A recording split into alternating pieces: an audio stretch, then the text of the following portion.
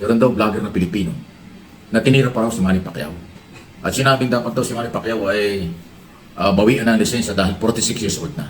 Asipin mo naman ganyan. At ang impormasyon po na narinig ko ay mukhang mga Duterte supporters daw po yung bumabanat kay Pacquiao. Kaya tama lang sinasabi ng iba, naniniwala ako 100%.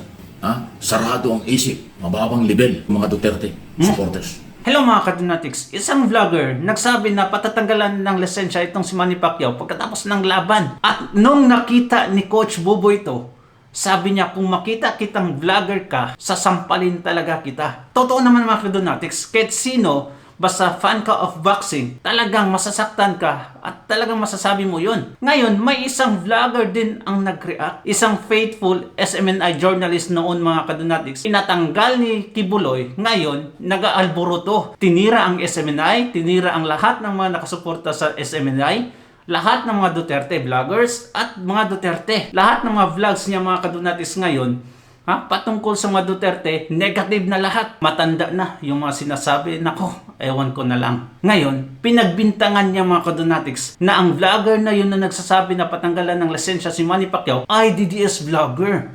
Grabe talaga. Pero ang sabi ng mga nag-comment mga Kadunatics, kakampink daw yun na vlogger. At of course, alam niya na mga ka-DDS na natin mga Kadunatics kung sino yung mga DDS vlogger, sino yung BBM vlogger, at sino yung mga kakampink. Pero ayaw niyang maniwala. Talagang isinisisi niya sa mga DDS mga Kadunatics para si Manny Pacquiao magagalit na naman sa mga DDS. Grabe talaga. Eto mga Kadunatics, panoorin natin yung video. Eto, maganda pa yung mga introduction niya dito. Bakit kaya mayroong iilang Pilipino o kung sino man dyan ang kahit na pagkatagumpay na, kahit buhay ang nakataya, ay negative pa rin ang mga sinasabi. Ang tinutukoy ko po ay itong sama ng loob nitong si Boboy Fernandez na assistant coach o halos coach na ni Manny Pacquiao ng ilang dekada sa larangan ng boxing. Andun tayo, pagdating sa politika kay Manny Pacquiao, may kanya-kanya tayong paniniwala at suporta dyan sa politika. Pero pagdating sa boxing na kanya talagang business at buhay kanyang itinaya at nagtagumpay at nagkaroon naman ng nagdala na napakalaking karangalan sa Pilipino, bakit naman kung ano pa sinasabi ng iba? Agree ako sa iyo, sir. Agree na agree talaga ako. Ayaw na ayaw ko si Manny sa politika. Pero sa boxing, 100% yung suporta ko. Mga Kadunatics, makipag-away pa ako sa comment section. Ganyan yung suporta ko kay Manny Pacquiao. Pero sa politika, that's another story.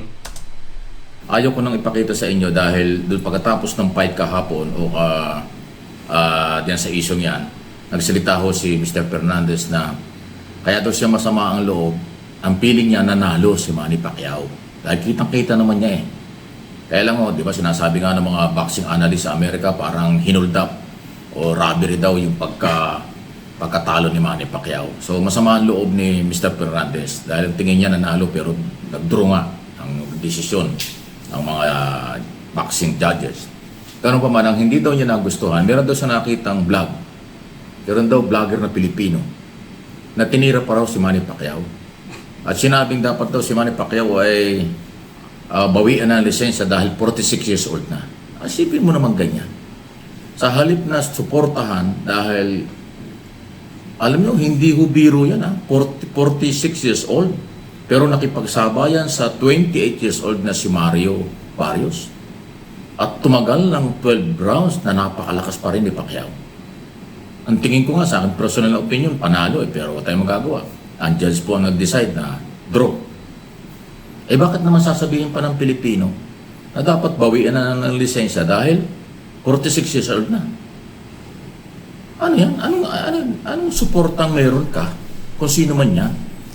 Tama talaga. Kahit ako, magagalit talaga ako kung ako ang nakakita ng video na yun. Pero, never mo isisi sa mga DDS. Mag-research ka muna, sir. Tuloy nagsalita na yung Boboy Fernandez eh. Pag nakita ka raw kung sino man yung vlogger na yan na Pilipino, sasampalin ka raw. Galit niyo mama. Abay, pag inabot ka ng sampal ni Mr. Fernandez, para kang tinamaan ng kanan ni Manny Pacquiao. Yung pinakamahinong suntok ng Pacquiao. Alam bakit? Sabi ko kanan, kasi kung kaliwa, tulog ka. Baka hindi ka na mabuhay. Kasi si Fernandez, siya na sumasalo ng mga suntok ni Pacquiao.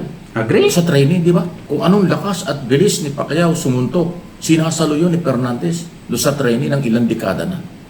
Ay napakabigat ng kamay no, na parang boxing, para din boxer yan si Bobby Fernandez. Ay nagbanta siya, sasampalin daw yung vlogger na sumisira, na nainira kay Pacquiao. Aba, hindi mo masisi.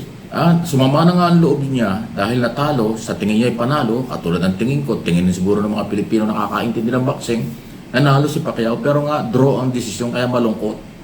Kahit si Manny malungkot din, although si Manny napaka-humble na tao, kahit malungkot, masaya pa rin. Gusto niyang, ayaw niyang madismaya ang kanyang mga fans sa buong mundo. Yan talaga ang karakter, pagkatao ni Manny Pacquiao. Sa kahit anong laban, matalo manalo, napaka-low profile na mama, napaka-humble na mama, at pangiti-ngiti lang. Doon niya sa press conference after ng fight, inakap pa nga niya si Barrios at saka yung coach. Kahit alam naman natin siya talaga dapat ang nanalo. Ay sa halip ng ating tulungan, ay pagmalaki, bilang Pilipino si Pacquiao, ginawa ang lahat, sa 42, 46 years old, nakatagal ng 12 rounds. Sisiraan pa ng iba. Agree ako sa iyo, sir. Grabe talaga yung nagawa ni Pacquiao.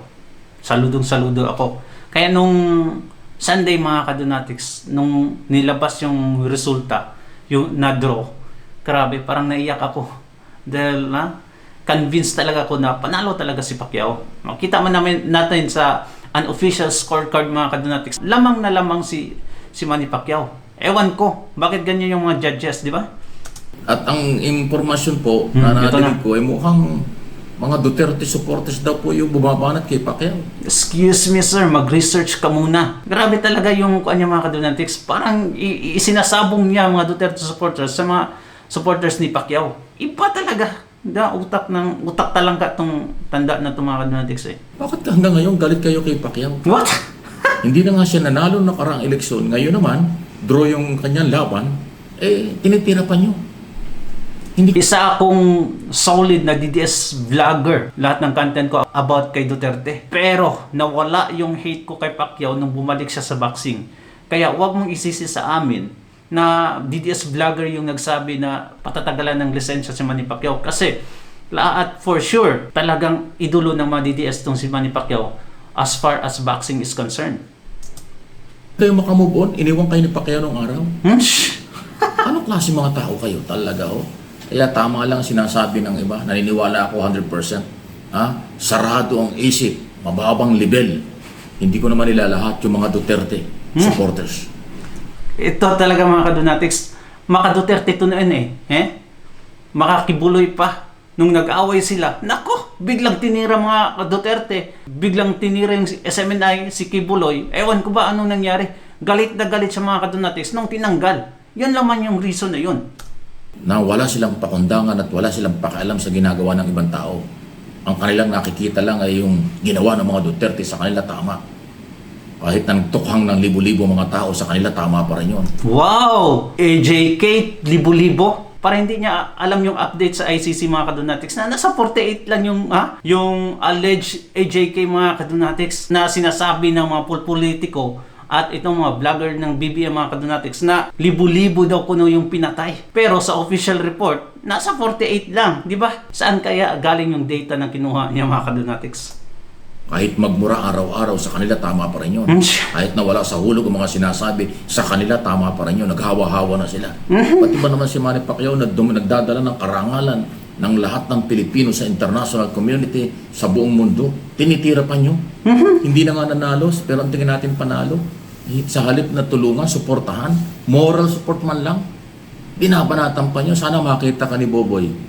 Sana makita ka ni Mr. Fernandez. Talagang pag sinampal ka niya, may paglalagay ako sino. Agree ako, dapat sampalin talaga yung vlogger na yun. Pero kung isisi mo yun sa amin, nako, baka ikaw pa masampal na ni Boboy.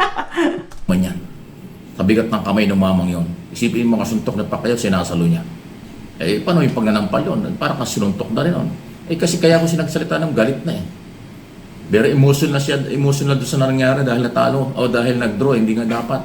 Tapos ganyan pa mababasa, nadinig nila, napanood daw niya yung video Sino ka at bakit mo ipapatanggal ang lisensya ni Pacquiao bilang professional boxer?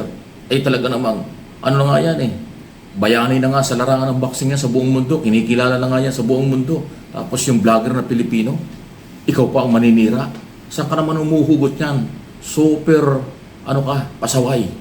Wala sa lugar kung sino ka man. Para sa akin lang mas pasaway to si Sir. Kasi isinisi niya sa DDS vlogger. Dinamay niya pa lahat ng mga DDS, mga kadonatics, di ba? Mas pasaway itong tandang to. Hanga ako nito noon, nung nasa SMNI pa siya. Kasi nakikinig ako sa SMNI mga Kadonatics noon eh. At maganda yung mga sinasabi niya. Pero nung nagkaalitan sila ni Kibuloy, inunahan niya na, tatagalin na sana siya. Actually, yung sinabi ko na tinanggal, siya yung nag-resign, inunahan niya lang. Pero tatanggalin na siya mga Kadonatics. Thank you so much mga Kadonatics. God bless you. Ingat palagi. Don't forget to subscribe. Bye-bye.